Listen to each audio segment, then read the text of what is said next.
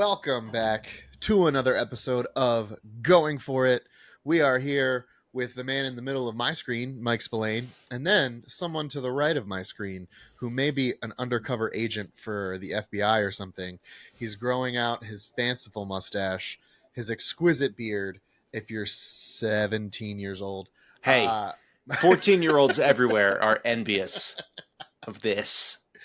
You know what? Your co-host this evening might also be envious of it. He also does not grow facial hair. I'm incredibly envious of it. Yeah. One of the first thing Mike ever said to me outside of like talking football and stuff was he's like, "Yeah, my facial hair grows in clear." I was like, "Oh, okay." For years, I could wash my face with a warm washcloth and just rub the hair off. It was beautiful. It was yeah. Welcome back, guys. We are going to make some picks for you. We are excited. Preseason football is over. More importantly, Hard Knocks is over. Thank you, Jesus. Who's the in-season team this year? Did they announce one? I feel like I don't think they have yet.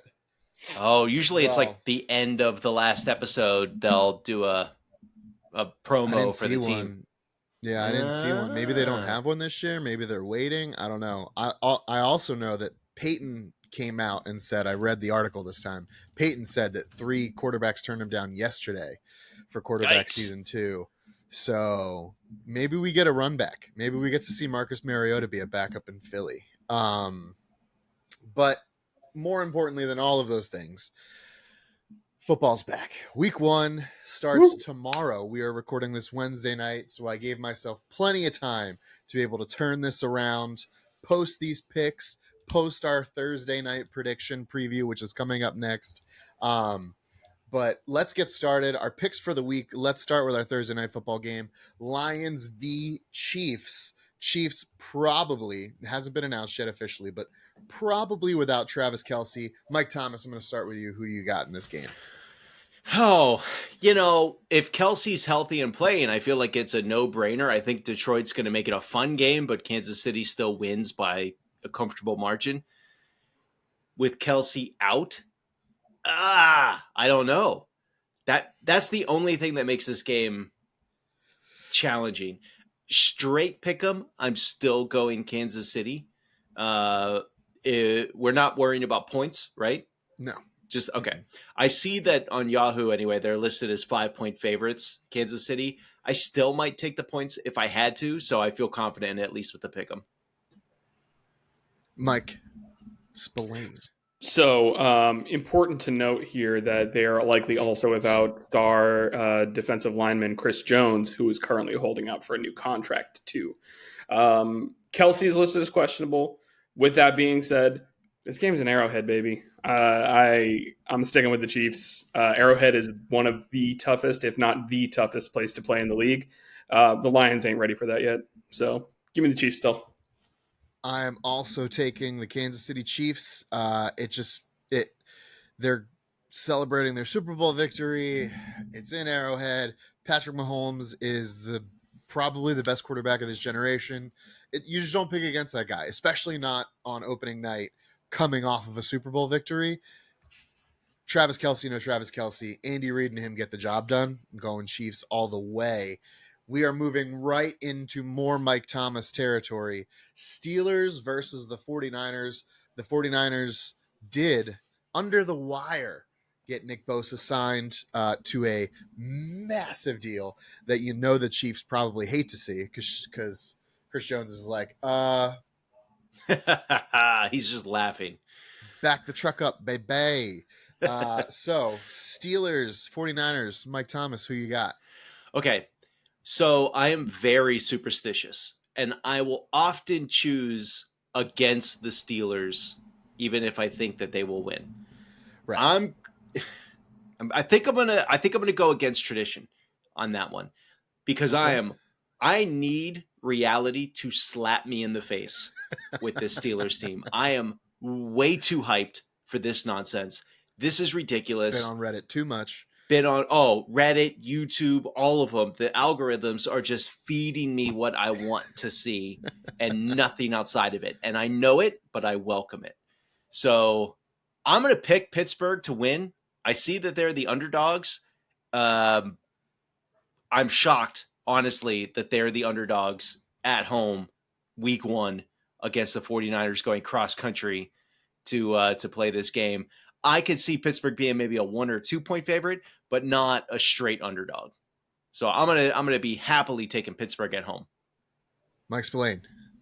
They're an underdog because they're the Steelers last year, so like they weren't that great.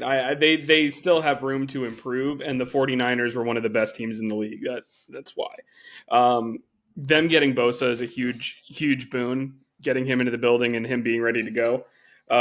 So yeah, I'm sticking with the Niners on this one. I don't have a whole lot of faith in Brock Purdy. I'm expecting him to regress this year.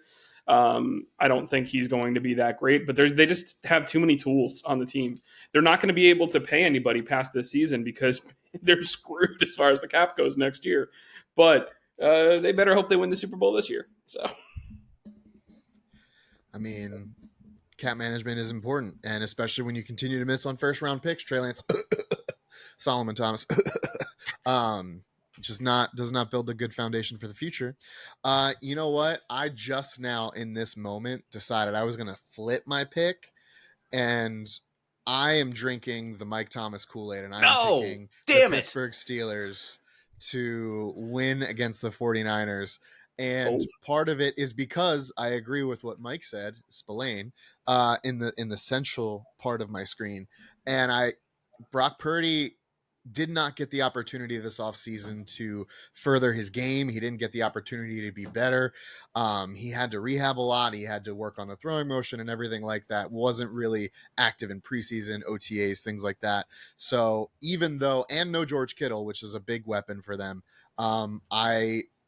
Christian McCaffrey's great and everything, but I'm going to go with the Pittsburgh Steelers with what we will call an upset, but we'll see what happens. Maybe I flip back. Who knows? We're going to break this game down too. And like, maybe that one I'll be like, nah, Niners all the way. I don't know. I'm on the fence, but as of right now, Mike Thomas talked me into the Steelers and I feel good about it. I feel like Mike Spillane talked you into the Steelers. We were talking about Brock Purdy today a little bit. We were talking about him and dunking on him slightly. Bengals v Browns. I'm going to just rip the Band-Aid off here. Bengals all day. I have no doubt in my mind that the Bengals are going to dominate this game. Mike Spillane, who you got? They said that Joey B should be good to go, and that's all the info that I need. So, Yeah, Bengals. The only info I needed was that the opponent was Cleveland. So Cincinnati. Cleveland is the opponent for Cleveland. They are against each other. I see Cincinnati as the 2.5 point favorite. If you can still find that bet, that line somewhere, and we know that Joey B is going to play, I think I would put money. I'm not a betting man, Smash it. But I will bet other people's money all day long. So, Bucks versus the Vikings. Kirk Cousins shout out, quarterback, season 1. This guy definitely shops at Target, probably, maybe. This one, Mike Spillane, we're going to lead off with you. Who do you got? Honestly, I'm kind of down on both teams realistically this year, but like one team is down bad and one team's only down kinda. And I'm going to go with the team that's down kinda, and that's the Vikings. They're going to win this one. Mike Thomas. Yeah, Minnesota. I am not down on Minnesota this year. I think that with the NFC being the way it is, they are one of 3 realistic teams in the NFC to go to the Super Bowl this year. I think that they're going to be a good team, even losing Dalvin Cook. Tampa Bay is going to be a bad team. So give me the Vikings at home week 1 with like 3 weeks to prepare for this game. Yeah, I have no faith in Baker Mayfield and the Tampa Bay Buccaneers. We were actually talking about this also before stream with our friend Justin. Todd Bowles, not a good head coach. Excellent defensive coordinator, not a head coach. And like some coaches are that way. Like some coaches, you're just not the head guy. Todd Bowles, one of those dudes. Before we move on, I just want to let Mike Thomas know, because we also talked about a fantasy draft that went around that was a real team. And someone drafted Baker Mayfield as their starting quarterback in the first round of their fantasy draft. No, it didn't happen. The team It did. is abysmal, to say the It's least. awful. Like, It's I awful. want to see the full draft recap of this team. Considering they drafted a person who's a free agent too, that's in their starting lineup. Rashad Perryman. Yep. Yeah, they were like, need that guy. I- RB1, Rashad Penny. That's real bad. That's the worst I've seen. We had a. I'm going to dunk on somebody who's in one of the fantasy leagues I'm in. It's a keeper league, salary cap league. You have a $200 budget. He kept Dalvin Cook for $75. Stupid. Foolish. A running back that's splitting a backfield? I can't guarantee he knew that when he made that pick. But Jason, you moron. we are all better off for him making that choice. I'm also down on the Vikings. I want to throw that in there as well. Their defense is abysmal. They did nothing to strengthen it. They went first round wide receiver, which I believe was a mistake, but I just wanted to get that in there because dunk on Kirk Cousins. You're not an extreme tenor. Fuck you. I showed that to my wife and she cracked up. She was like, "Oh, that's so cute." And I was like, "No, we hate Kirk Cousins in this house." I don't know why. I just Get it right, Shannon. Cards don't versus like Commanders. Good people. He sings to his children at night. Fool. We hate him. Cardinals versus the Commanders. Give me the commies, but this is a game that I envision being terrible. No one's gonna watch this game. I don't even know if people in Washington are gonna watch this fucking game. This is gonna be awful. And not to mention Jonathan Gannon, I believe that's the head coach's name of the Cardinals now, Yes. gave literally the worst speech of all time. Like the worst, like, I need you guys, I need some fucking dogs. And it was like, you are giving me this like you are a librarian that is very focused on the Dewey Decimal System, but you're also trying to like have a conversation with me. It was terrible. It was literally one of the cringiest things I've ever been a part of. And my high school principal, my senior year, was our hockey coach. So I've seen my fair share of cringy shit, and this managed to be at the top of the fucking list. It's like Office season 3. Just Yeah, it was like, is this a bit? Is he doing a bit? Is that what this isn't? Is this a body double? This is a different guy. Like the other head coach is going to come in through the floor like Michael Jackson on the Thriller tour, and he's going to be like, "I got you guys. This guy's not really me. I couldn't be this stupid." But it turns out none of that happened, and he is. So negative feelings about that. Mike Thomas, Cards versus Commanders. Does everyone lose? Is that? it's Red Dawn, the remake. It's just nobody's going to be happy this game existed. It's not going to be good. It's going to be a waste of 3 hours. I'm taking Washington at home. Mike Spillane. So, Pat, did you take the bus to get here today? Who drove? Show of hands. Did you drive your Who car took the here bus? today? That's literally what part of how he started the speech in the Yeah. clip. Like Thomas, That's like, great. I need to see this. talking to I'm You're gonna. talking to I'm pro gonna send it to you. fucking NFL players. You asked them if they took the bus to practice. Like, Did you take the bus? Who rode their bike here today? I need killers. He basically. literally says, "I need fucking killers." The sentence after "Did you ride the bus today?" is "I need fucking killers." like, dude, made Mike McDaniel look like he is like the essence of cool. Like, Mike McDaniel is so nerdy that it is cool though. Like he's That's true. got a swagger, and I respect it. that's fair. That's fair. I did laugh at him on the trailer for the Manning cast auditions. Anyways, so this is I'm gonna throw down a bold prediction for this game, and that is that Sam Howell is going to be fantasy QB1 for Week 1 of the NFL. Wow. Because the Arizona Cardinals are that bad, and Terry McLaurin and Jahan Dotson are both supposed to be healthy. So I think that they're going to eat that up. And also, I think it's hilarious that the unofficial depth chart for the Cardinals is listing an "or" for starting quarterback.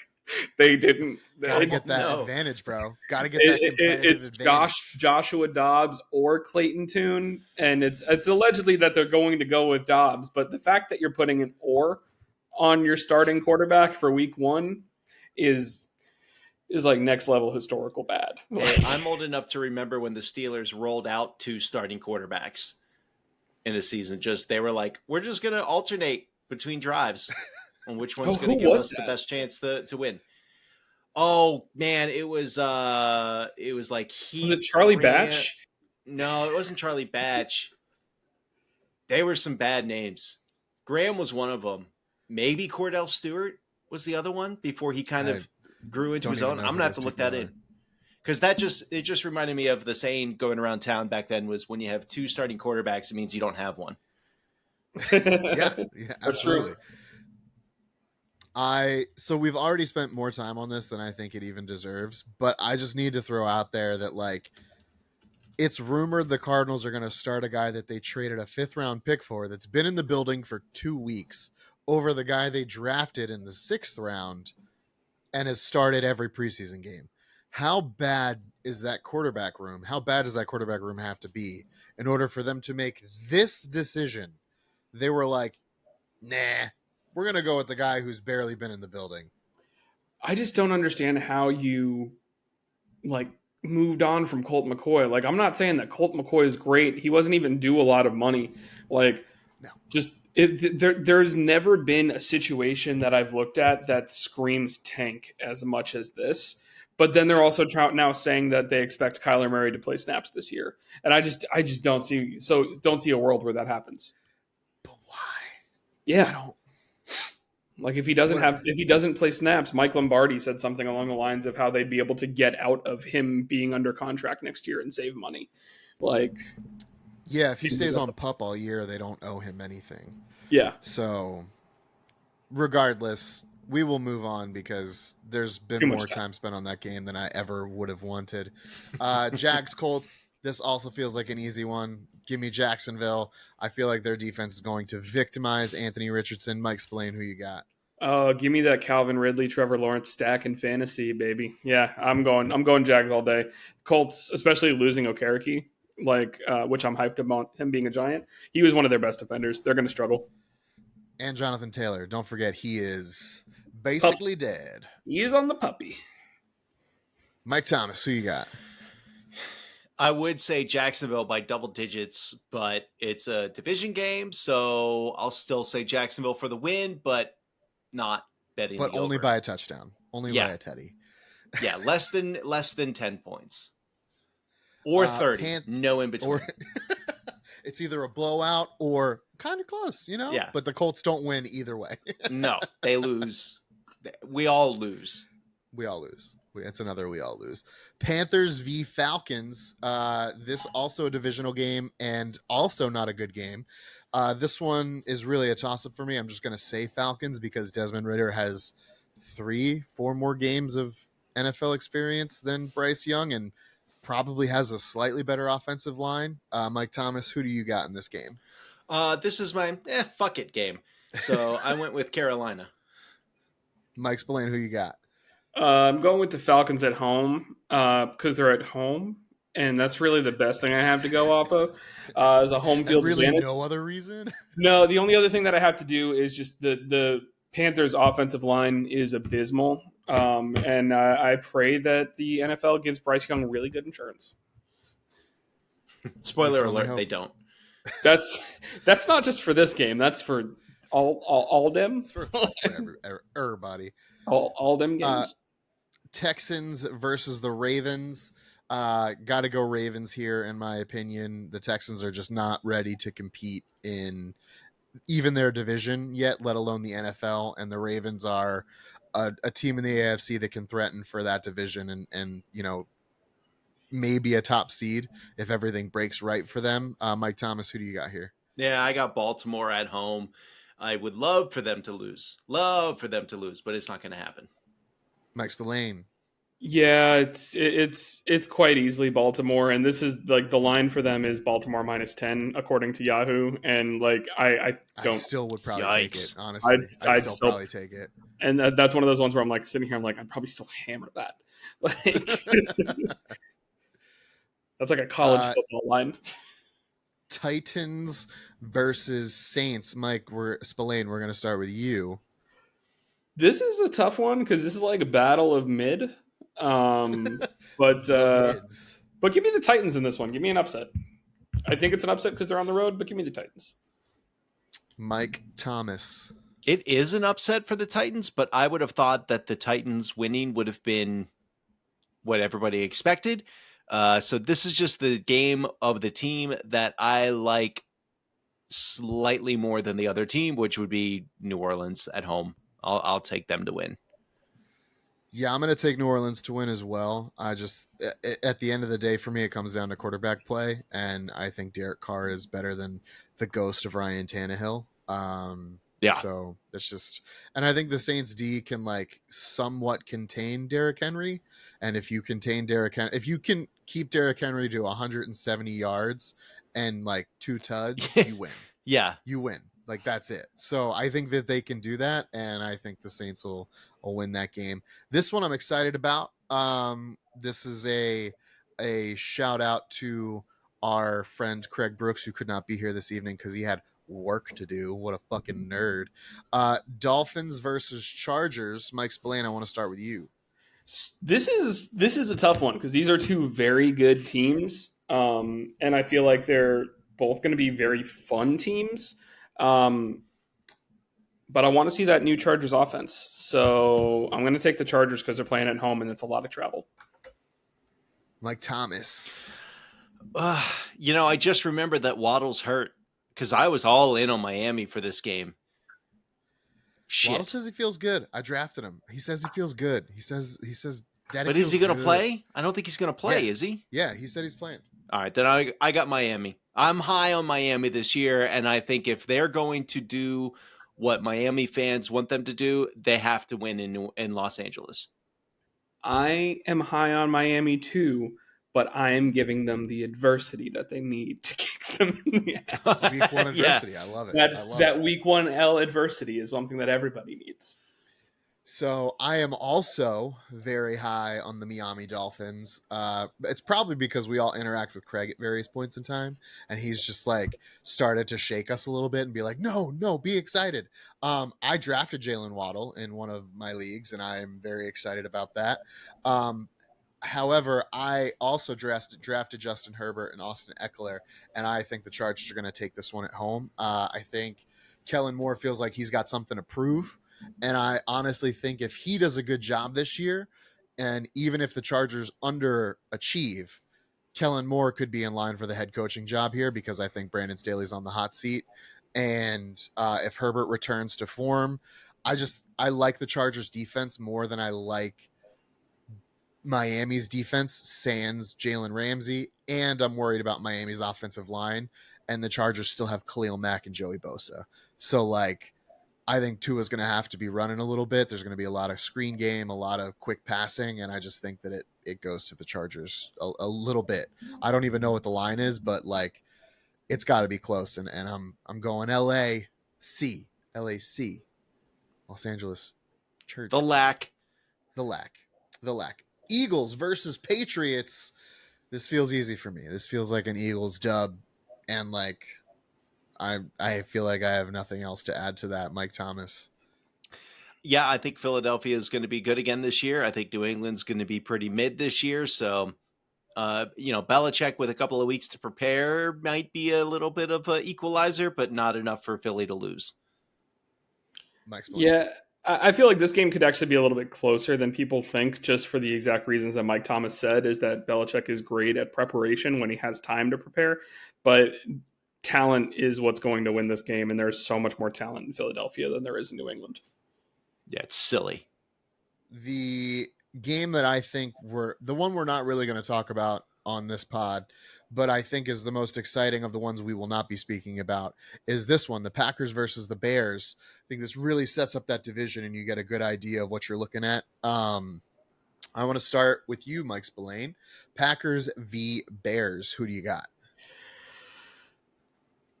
Give me the Bears. I'm going to be going with the Bears. I want to go ahead and channel my Chris Farley and just start pounding the chest because I got a piece of Polish sausage clogged in one of my arteries. But yeah, I like this Bears team. I want to see them put it together more. And I think we're going to see that. But like the little bits in preseason, man, like they're not doing things that are overly complicated, similar to how the Giants' first team looked on offense. They're keeping things simple, but like they're creating so many like lanes for runners to just show how fast they are. And this team can fly. They're like the Dolphins when it comes to speed, debatably faster. So they're going to be fun to watch, I think. Probably for going both directions. Like they might be in a lot of shootouts, but I take the Bears week 1. Mike Thomas. I don't know if Chicago is going to be better this year, but I will buy into the preseason narrative that Justin Fields is going to be somebody and that he's got enough warm bodies around him to put together a good team. I also will buy into the preseason narrative that Green Bay is going to be stinky poo-poo. So I will go ahead and take Chicago at home. Then we're going to jot this down as a sweep for the Bears. I'm also taking Chicago. I had Justin Fields for the last couple of weeks of fantasy last year, and he really seems like he kind of figured out the balance between rushing and throwing. If he builds up on the accuracy, he's got DJ Moore now. I really think he could do some special things this year. I don't know that he's destined to be a top 10, top 5 quarterback this year, but I think those steps can be made where you're not like, all right, 22nd best quarterback, Justin Fields. Like, I think he can start being in that top 15, borderline top 10 conversation with a big season this year. So I'm going Bears. And then I just wanted to add to that I believe they put Christian Watson and Romeo Doubs on the injury report as limited in practice. So that's just another thing to keep your eye on is if those two guys aren't practicing fully, that's a big red flag for Green Bay because I don't know who their receivers are after them. Neither does Jordan Love. That's why I drafted Christian Watson. I was like, all right, Green Bay has one wide receiver. His name's Christian Watson. He's probably going to get the ball. And then I don't know anyone else. Like, I knew Romeo Doubs was still there, but like, sure. But yeah, not sure. Not sure about that. This has the makings of what could be a drubbing, but I guess Vegas could surprise us. Raiders versus Broncos. Let's ride. I'm going Denver. Mike, explain who you got. I mean, it's if I recall, it is Denver at home on this one as well. I believe so. Yeah, mile high. Give me the Broncos. Sean Payton, revenge tour. Russell Wilson proving he still knows how to throw a ball. And Mr. Unlimited. Let's go. Let's see Mr. Unlimited. Mike Thomas, who you got? I have no faith in either of these teams. I have to choose one, though, so I'll take Denver at home. Rams, Seahawks. Begrudgingly, I'm going to take Geno Smith and the Seahawks in this game just because I think the Rams are, as Mike Thomas described the Packers, stinky poo-poo. I also think the Rams are that this season, and I think they're going to auction off every warm body on that team in order to get some draft capital that they sold to make the Super Bowl. No Cooper Kupp. There's some trouble. There's some trouble brewing over there. Apparently, Matt Stafford can't connect with people if they're under the age of 22. So, a lot to be worried about in LAR. Mike Thomas, I'm going to you. I saw a thing on Facebook, which is probably a lie, but it said that the ticket to go see one Messi game was cheaper than to go see every Rams home game. I believe it. I really do. I believe you think so, but that's got to be like the nosebleeds of the Rams games. There's no way that the Rams in on Los 50, Angeles, probably not. Are like those got to be trash tickets. It was like $750 for 8 home games. Come on, I don't think that's possible. That's pretty cheap. But pretty cheap. They are a bad team that it's plausible. LA is all in on the Dodgers right now, so I get it. I understand it. I will take Seattle at home. Mike Spillane. So yeah, that whole Matt Stafford not being able to connect with the youths, I think is hilarious. I'm just like picturing him in the facility being like, "You guys are talking about Tic Tacs, right?" And he just pulls out news. "You guys want some Tic Tacs?" And it's like, "No, it's TikTok, Matt." God, you're so old. I got the orange one, guys. That's not even a breath mint. It's just candy. It's You're so old, Matt. Guys But want to yeah, play no. Pong? No, we don't, Matt. No, we don't. Nah, dude. Especially no Cooper Cup, and the possibility of Cup being put on IR is bad. So yeah, I'm definitely in on the Seahawks, and I'm interested in the fact that Pete Carroll said that Jackson Smith and Jigba is expected to play after he had surgery on his wrist like 12 days ago. That seems like a bad idea to me, but It seems like a very bad idea, October. but if he ends up being, ends up being someone who can contribute to my fantasy team off the bench, I'm excited. So you did get him very late. You got him very, very late. that was a good I quality. will say, Cooper Cup being hurt makes my choice in fantasy to pass over him in the first round of my draft and go for Jonathan Taylor much better in hindsight. I mean, yeah. I would agree that Jonathan Taylor has the potential for a better season than Cooper Cup at this point, who pulled his hamstring 2 times in one summer. That's not a great look. Feels so good, you got to tug it twice. Moving right past that, we are going to go to Cowboys v Giants, and we're going to start with Mike Thomas on this one because you guys are going to talk for 20 minutes. Maybe. I'll keep it short. I think Dallas is going to be an okay team this year, and I think Giants are going to be a borderline good team this year, so I will take the Giants at home. Mike Thomas, you've made me a very happy man. Mike Spillane, what do you got? I am wearing a 15-year-old T-shirt today from the Giants Super Bowl win against the Patriots in Arizona. So that kind of shows you where my fandom lies. But at the same time, I am very excited about this Giants team. It's the first time I've been excited about a Giants team since like 2015, I feel like. Because I was not excited last year. Like I was like, oh, this is going to be the start of something. I didn't think that it was going to be something already. The big thing is that we have struggled against the Cowboys. This is a statement game where they have to go ahead and win and show that a tide has been turned. And I believe in Brian Daboll. I believe in Danny Dimes. I'm going with the Giants. The Gigantes. So I am also going with the New York Football Giants. I just think there was some additions made on the defense this year that makes that team better. They are not without flaws. They have 2 rookie outside cornerbacks to start the season. They bumped their most veteran inside into corner, but I just think that Dallas offensive line is too old to be able to deal with the speed and the athleticism that the Giants have in rushing the passer with Azeez Ojulari, Kayvon Thibodeau, now Isaiah Simmons, Bobby Okereke, all that. I really think the Giants are going to take a nice step this year on defense, and it'll open up Xavier McKinney to hopefully make some more interceptions.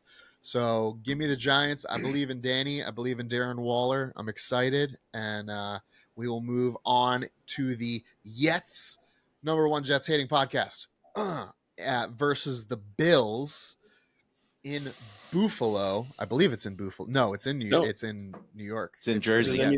Yeah. The Jets home opener after the Giants because it's the Giants Stadium. The Jets just rent it. Mike Thomas, who do you have winning this game? Hold on a second. Is that true, or is that just Giants shit talking? No, that's true. It's Giant. It's the Giants Stadium. The Jets and the Jets rent it from them? It's not renting. It's called something else, but they are essentially a tenant. Oh, so they're squatters. Kind of. You know what? That makes me hate the Jets even more. Let's go, Buffalo. Let's go. I don't know if that was the Mike cue to Spillane, cut over to who do me, you got? but yeah. Sorry, I'm looking up what it's called. I was sitting here. It's I was called like, slacking, freeloading.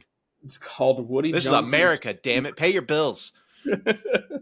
I know back in the day it was Giant Stadium and the Jets just played there. I don't know if it changed when they built MetLife, but yeah, I know the Meadowlands was always known as Giant Stadium.